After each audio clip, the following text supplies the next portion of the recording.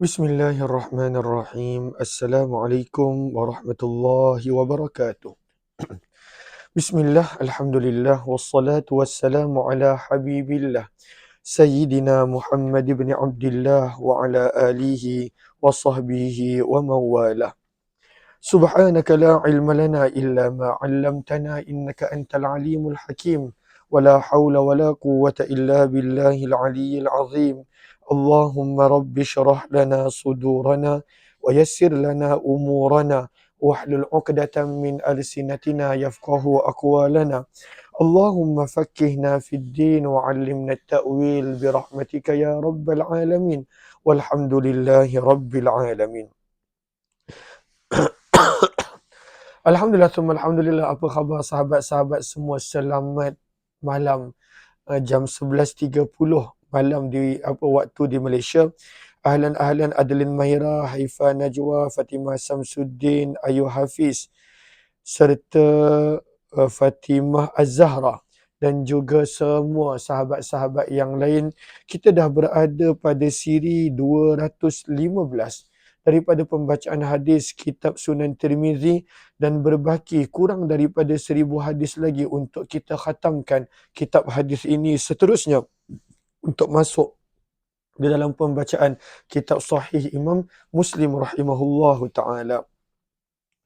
Kita dah tiba pada riwayat 3098, yang mana riwayat 3098 menerangkan tentang, lihat kepada sinahara baris yang pertama, tentang suratul A'raf ayat yang ke-190.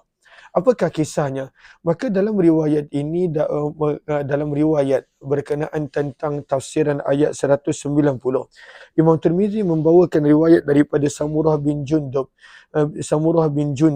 bahawa Hawa alaihi salatu wassalam mengandung beberapa kali, namun ada kandungannya yang telah meninggal dunia. Maka syaitan pada waktu itu mencadangkan untuk memberi nama Abdul Harith. Abdul Harith. Maka ketika mana diberi nama Abdul Harith, fa'asha, maka bayi tersebut hidup. Maka Allah Subhanahu wa taala tegur, ada orang yang ketika mana Allah mengurniakan nikmat yang baik, pada waktu itu mereka pada waktu itu bersekutu dengan syaitan. Bukanlah bersekutu dalam ibadah, bersekutu dalam memberi nama yang dicadangkan, diwaswaskan oleh syaitan. Ini riwayat 3098. Wa bi ilaihi qala hadatsana Muhammad al-Musanna qala hadatsana Abdus Samad ibn Abdul Waris qala hadatsana Umar ibn Ibrahim an Qatadah an al-Hasan an Samurah bin Jundab, daripada Samurah bin Jundab radhiyallahu anhu, daripada Nabi SAW, baginda bersabda, lamma hamalat Hawa, apabila Hawa alaihi salatu wassalam mengandung, Tafa bermaksud ja'a, telah datang kepada Hawa iblis. Dan dalam sebahagian riwayat menyebut datang dalam bentuk manusia, bentuk yang Hawa tak tahu itu adalah iblis. Wa kana la ya'ishu laha walad, dan sebelum daripada itu tidak kekal hidup bagi Hawa seorang anak pun, kebanyakannya meninggal dunia. Faqala, maka iblis pun memberikan cadangan, Samihi Abdul Harith, namakanlah bayi ini sebagai Abdul Harith. Fasammathu, maka Hawa telah menamakan kandungan yang masih lagi di dalam perutnya pada waktu itu dengan Abdul Harith. Fa'asha, maka kandungan itu telah hidup. Lihat kepada sinahara baris yang pertama, maka di situ disebut hadis ini adalah tafsir untuk firman Allah, falamma, maka apabila, atahuma salihan, Allah telah mengurniakan kepada keduanya nikmat yang baik, ja'ala, mereka berdua menjadikan lahu, bagi Allah, syuraka, sekutu. Maka apakah maksud syuraka yang ada pada ayat 190?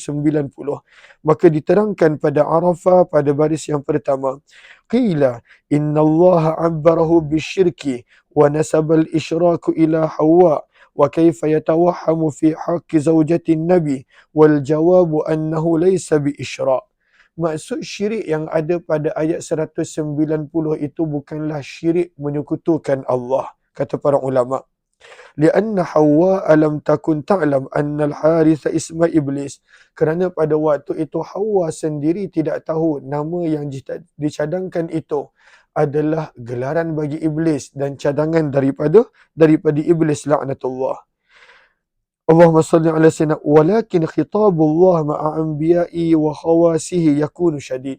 Namun bila Allah sebut sebagai syirik kerana teguran Allah kepada orang-orang yang mempunyai hubungan yang khusus, hubungan yang dekat dengan Allah seperti para nabi, teguran Allah pada waktu itu adalah keras.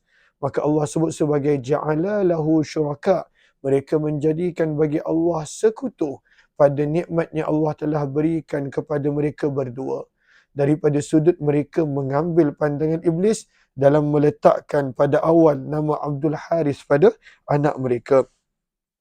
Wa'lam anna ahsanal asma', kemudian disebutkan tentang nama. Baris bawah itu Allahumma salli ala sayyidina Muhammad berkenaan tentang nama. Wa'lam anna ahsanal asma', nama yang paling baik adalah makna yang menisbahkan hamba kepada nama-nama Allah. Itu adalah nama yang paling baik. Kemudian wa ammal ismu bi idafatil abdi ila ghairillah. Kalaulah nama itu dinisbahkan kepada selain daripada Allah dan pada waktu itu benda tersebut disembah oleh selain daripada orang Islam, maka itu syirik. Meletakkan nama dan dinisbahkan kepada sembahan-sembahan yang disembah oleh orang musyrik, maka itu adalah syirik. Seperti Abdul Uzza, Abdul Lat dan sebagainya. Kemudian kata para ulama, dan menisbahkan nama kepada selain daripada Allah yang tidak disembah, maka pada waktu itu adalah makruh. Dan ini adalah beberapa pandangan yang disebutkan di dalam hasyiah ini. Allahumma salli ala sayyidina Muhammad. Maka fa'asha, maka bayi tersebut hidup. Wa kana dzalika, lalu nama tersebut min wahyi syaitan, adalah daripada waswas syaitan, wa amrih, dan cadangan syaitan. Maka sebab itu Allah SWT tegur, apabila Allah berikan nikmat kepada mereka berdua, ja'ala lahu syuraka, mereka menyekutukan Allah pada nikmat yang Allah berikan. Lalu maksud sekutukan di sini bukanlah mereka mensyirikkan Allah, tetapi mereka mengambil was-was dan bisikan cadangan yang syaitan berikan. Kita dah masuk pada surah yang baru, Suratul Anfal, riwayat 3099.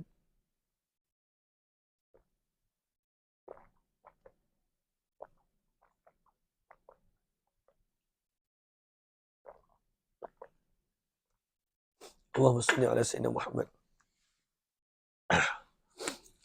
Riwayat 3099 berkenaan tentang hadis berkenaan tentang ayat pertama surah Al-Anfal. Yang mana kisahnya ada seorang sahabat yang bernama Sa'ad radhiyallahu anhu telah minta kepada Nabi sebuah pedang daripada harta rampasan perang. Maka Nabi kata, pada waktu itu aku tidak boleh berikan sekarang.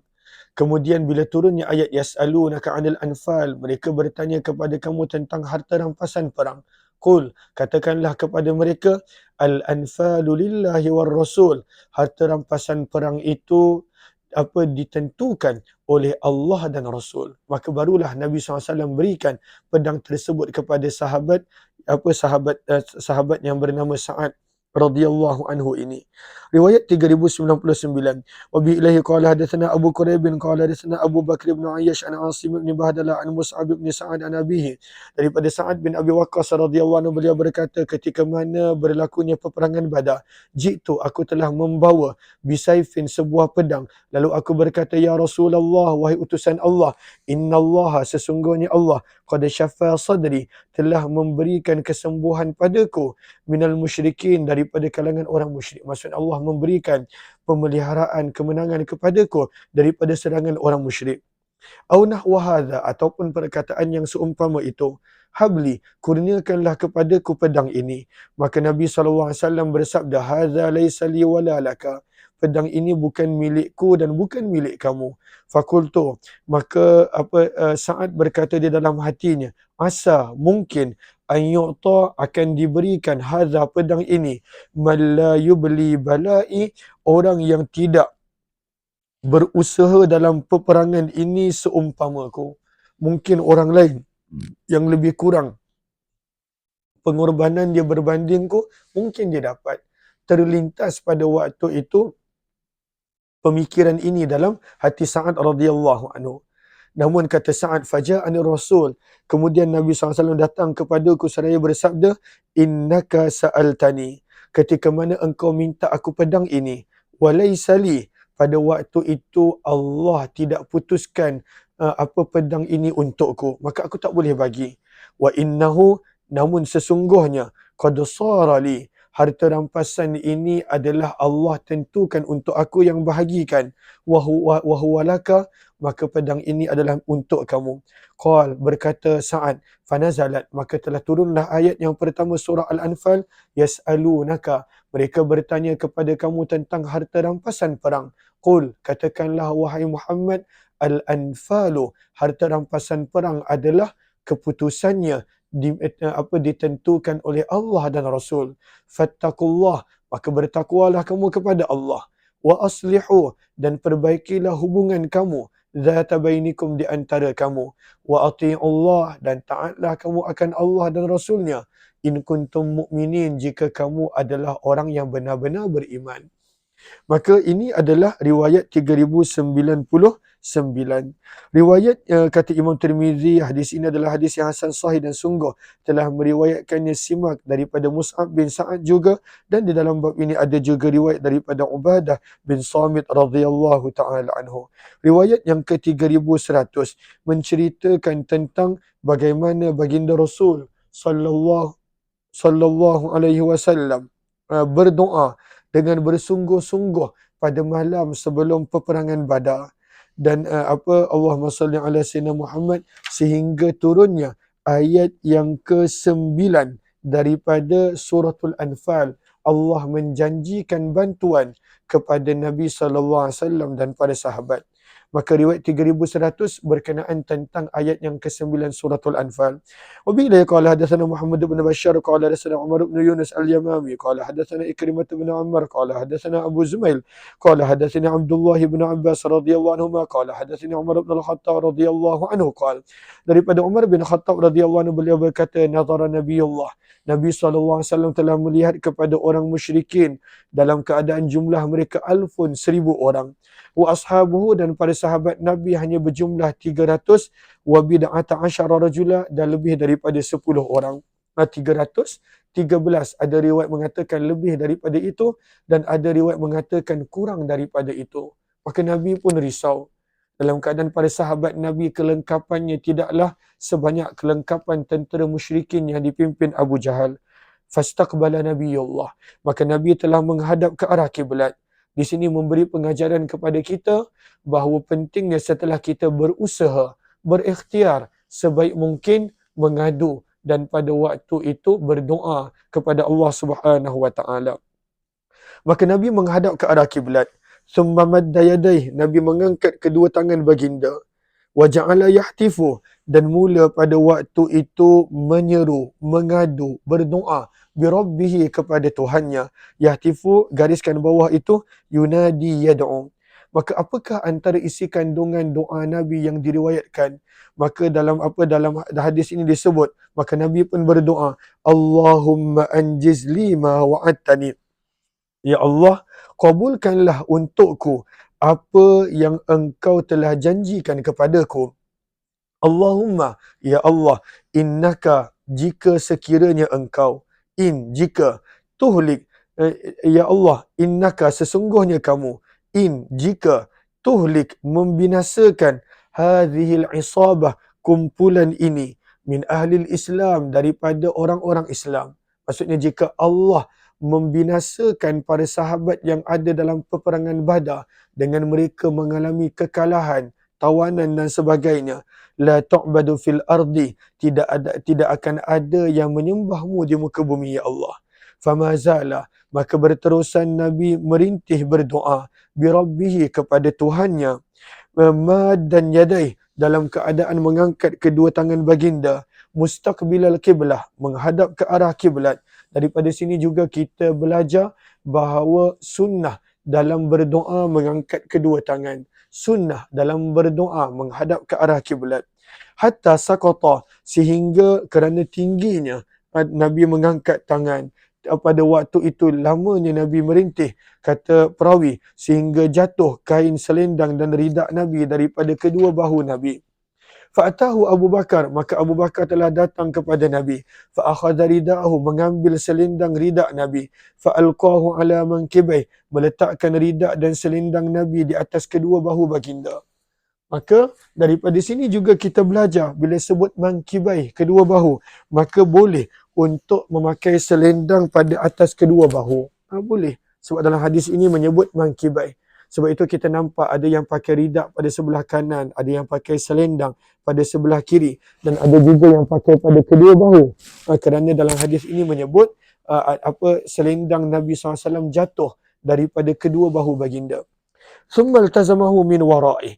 Kemudian Abu Bakar telah memeluk Nabi daripada arah belakang, menenangkan Nabi yang berada pada waktu itu dalam kesungguhan berdoa. Maka berkata Abu Bakar, ya Nabi Allah, wahai Nabi Allah, kafaka, cukuplah bagimu, munasyadatuka, permintaan kamu. Kita lihat kepada Sinhara pada baris yang pertama.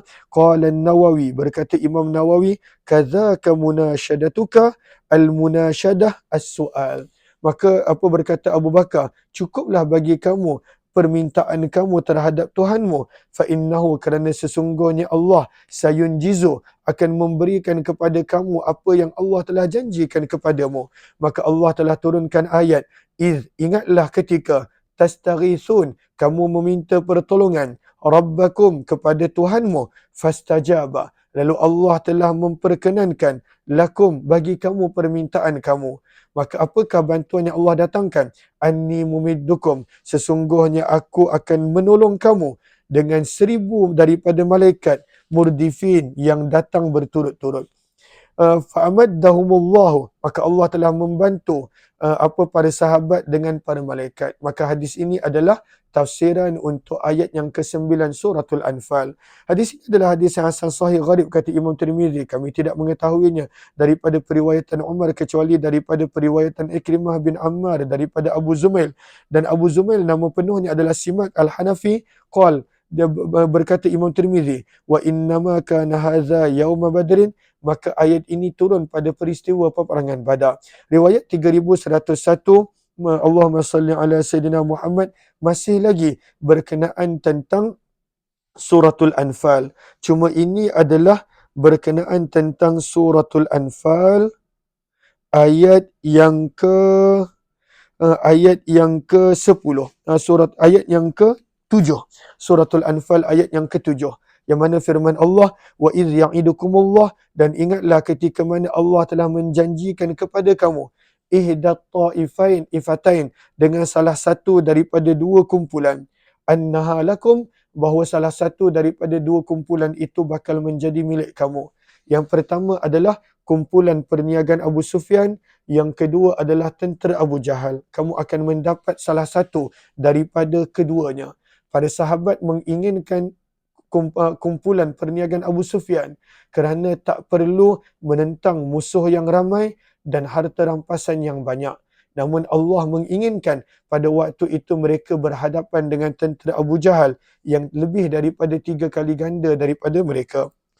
Wabi ilaihi qala hadatsana Abdul Nuhmaid dan qala akhbarana Abdul Razzaq an Israil an Simak an Ikrimah bin Abbas, daripada Abdullah bin Abbas radhiyallahu anhu, beliau berkata, ketika mana Nabi sallallahu alaihi wasallam telah selesai daripada peperangan Badar, qila, ada yang berkata, dikatakan kepada baginda, alaika, wahai Rasulullah, hendaklah tuan menyerang al-ir, rombongan perniagaan Abu Sufyan, laisa dunaha syai', kerana ianya tidaklah dilindungi oleh sesiapa pun. Sebab tentera Mekah dah kalah, lalu tak ada siapa yang nak mempertahankan rombongan perniagaan Abu Sufyan yang ada kat Mekah tu. Jom kita serang mereka, wahai Rasulullah. Fanadahul Abbas, maka pakcik Nabi menyeru kepada Nabi, wa huwa fi withaqih, dalam keadaan dia sedang diikat. Sebab Abbas ditawan dalam peperangan Badar kerana dia dipaksa ikut oleh orang musyrikin Mekah dan dia berada di pihak tentera Mekah, maka pada waktu itu dia berada di dalam tawanan. Maka Abbas berkata, la yasluh, tidak sepatutnya begitu. Waqal, berkata Abbas, kerana sesungguhnya Allah telah berjanji kepada kamu, ihdat ta'ifatain, salah satu daripada dua kumpulan, wa qad a'taka, dan Allah telah mengurniakan kepadamu wahai Muhammad, ma wa'adalaka, apa yang Allah telah janjikan kepada kamu. Maka Nabi bila mendengar itu, Nabi bersabda, sadaqta, engkau berkata benar. Hadis ini adalah hadis yang hasan. Riwayat yang ke-3102 berkenaan tentang suratul Anfal, ayat yang ke-33. Di mana pada ayat yang ke-33 secara ringkasnya, Allah berjanji, Allah tidak mengazab umat Nabi selagi mana mereka pada waktu itu, yang pertama, Nabi bersama dengan mereka. Dan yang kedua, selagi mana mereka berterusan istighfar. Maka ini adalah riwayat 3102. Wabi ilaihi qala hadatsana Sufyan bin Waqi' qala hadatsana Ibnu Numair an Ismail bin Ibrahim an Ibrahim bin Muhajir an Abbad bin Yusuf an Abi Burdah, daripada Abu Burdah bin Abu Musa, daripada ayahnya Abu Musa al-Asy'ari radhiyallahu anhu, beliau berkata, Nabi SAW bersabda, anzalallah, Allah telah menurunkan ke atasku amanain, dengan dua amalan yang menjaminkan keamanan, li ummati, untuk umatku.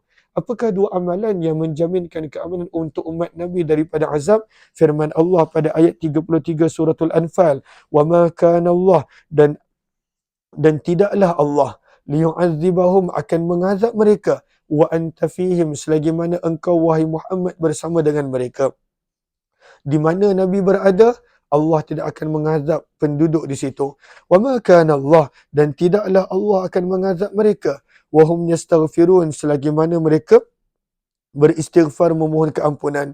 Maka sabda Nabi, fa idza madaitu, gariskan bawahnya, maka apabila aku telah meninggal dunia, taraktu fihim, aku tinggalkan untuk umatku al-istighfar, sehinggalah hari kiamat.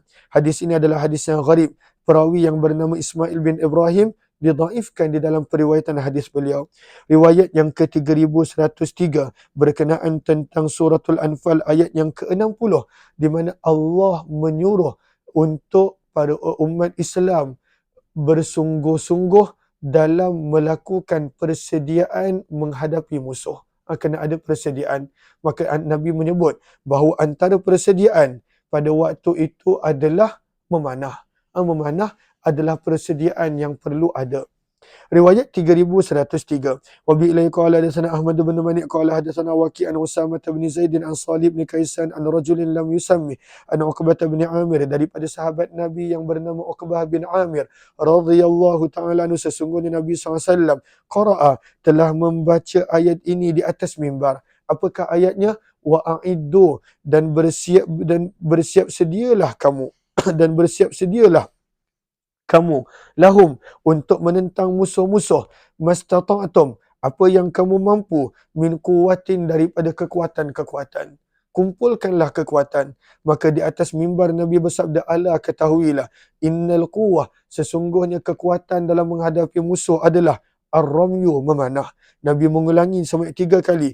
Ala, ketahuilah, innallaha sayaftahu lakum, sesungguhnya Allah akan membuka untuk kamu al-arda, kota-kota di atas muka bumi, wasatukfaunal mu'nah, wasatukfaun, dan kamu akan dicukupkan dengan segala kelengkapan, kelengkapan perang. Maksudnya bila kamu dah membuka banyak pada waktu itu kota-kota dengan kemenangan yang Allah berikan, maka Nabi ingat, fala ya'jizanna, maka jangan sesekali melemahkan salah seorang pun daripada kamu, ayyal huwa, sehingga dia lalai daripada anak panahnya.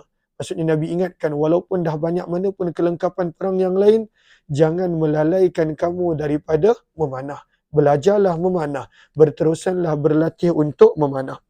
Wa qad rawa, dan sebahagian daripada mereka telah meriwayatkan hadis ini daripada Usamah bin Zaid, daripada Salih bin Kaisan, daripada Uqbah bin Amir, dan hadis Waqi' adalah lebih sahih.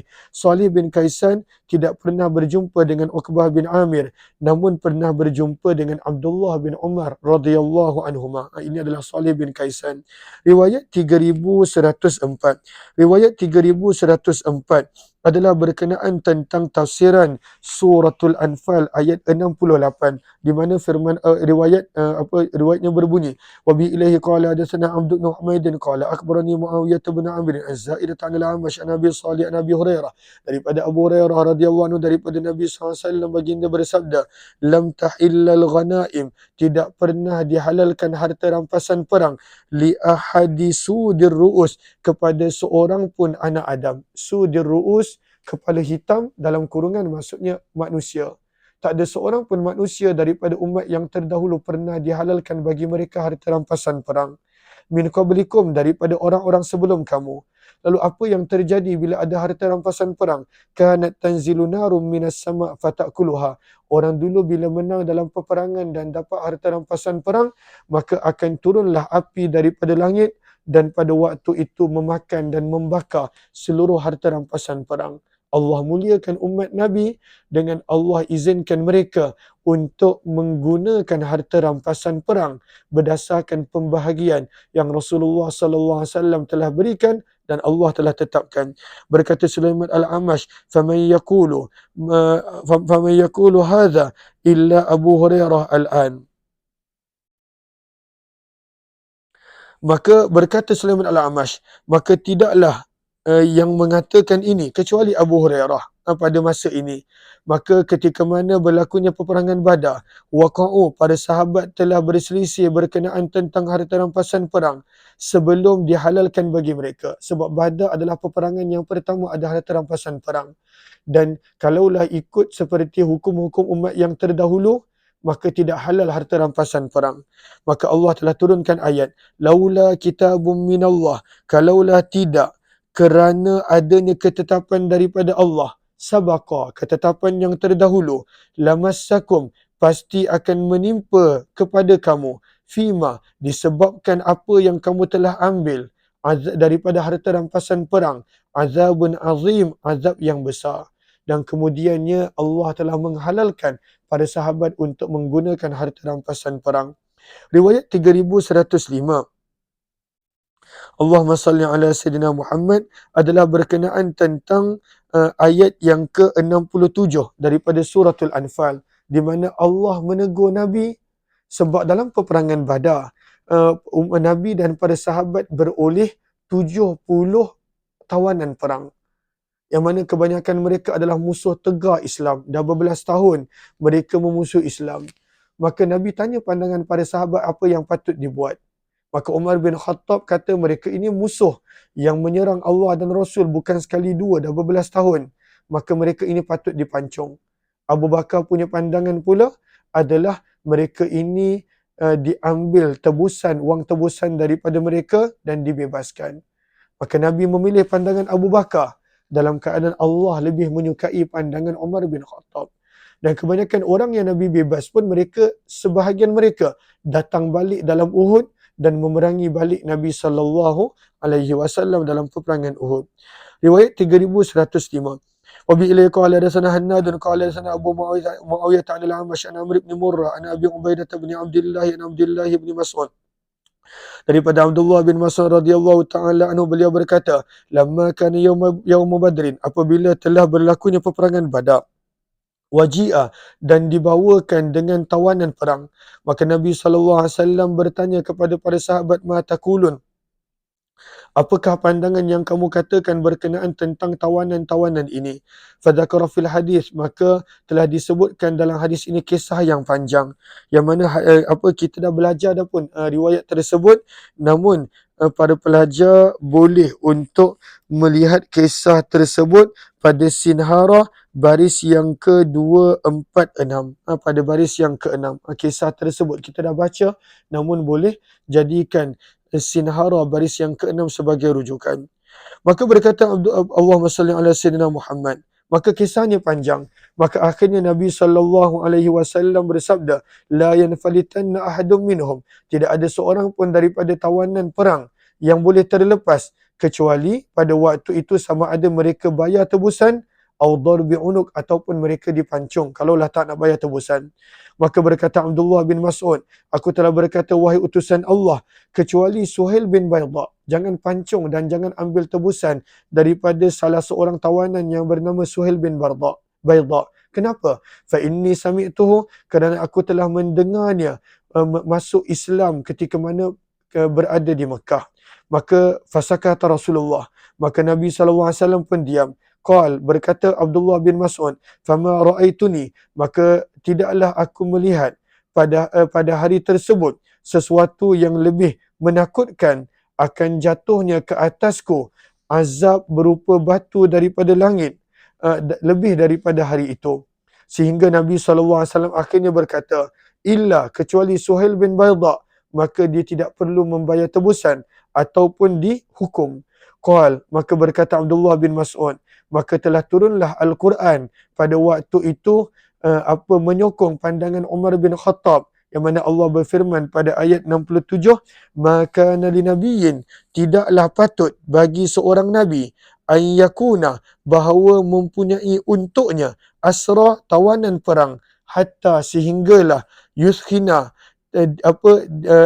dipadamkan, yuthkhina bermaksud kasratul qatal, dibunuh sebanyak-banyaknya musuh, fil ardi, di atas muka bumi, sehinggalah akhir ayat. Maka ayat ini menyokong pandangan Umar bin Khattab radhiyallahu taala anhu, dan kisahnya lebih panjang telah kita baca pada awal Sunan Tirmizi, namun diceritakan juga dalam hasyiah pada baris yang ke-6 Sinhara. Kita akan sambung.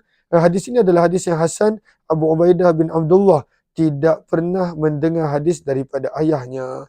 Riwayat yang ke-10 bab yang ke-10 kita sambung esok jam 5:15 pagi insya-Allah. Terima kasih semua. Assalamualaikum warahmatullahi wabarakatuh. Jazakumullah khairan.